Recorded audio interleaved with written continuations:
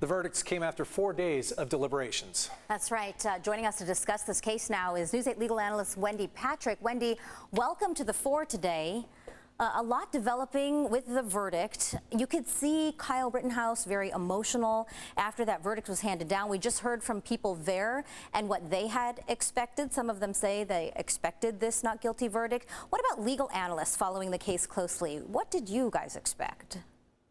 Well, it was not unexpected, Carlos and Marcella, simply because of the weight of the evidence. I mean, proof beyond a reasonable doubt, that's a high standard to begin with. And when you toss in something like self-defense, which had a lot of corroboration in the evidence that was presented, many people did expect this kind of a result. But I have to say, one reason that really causes frustration for the jurors, for the judge, for legal analysts, and for regular citizens watching the trial is when you do have protests, which of course, First Amendment, you're allowed to do that. But the narrative outside the courtroom didn't seem to be based on the evidence inside the courtroom. So there's a difference between being emotional, and you can understand that. I mean, loss of life is tragic, and our hearts and prayers go out to the families of the victims.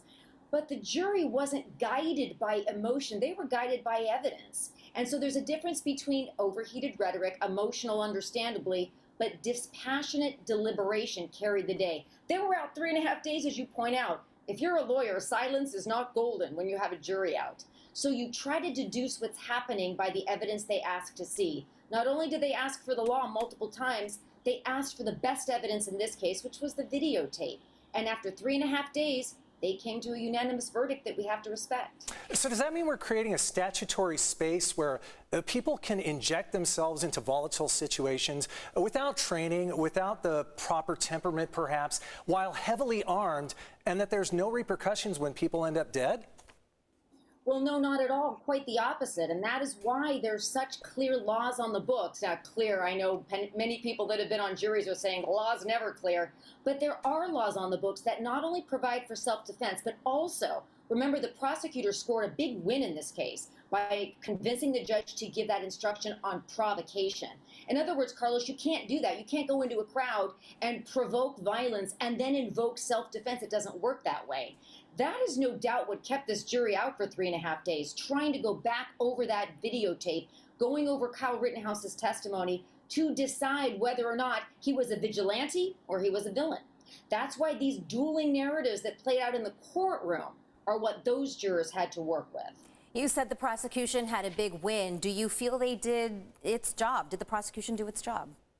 Well, I don't want to judge their job because remember, they had lots to work with behind the scenes. We're not privy to all of the decisions that they had to make and the way they had to make them. We're only privy to what was televised in the courtroom.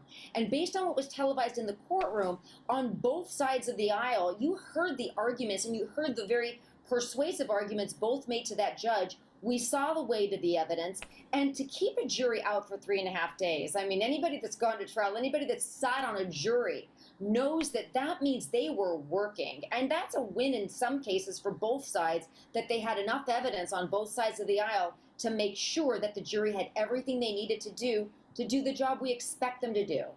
All right, our Wendy Patrick with her legal perspective. We appreciate you for time, Wendy. Thanks, Wendy. Thanks.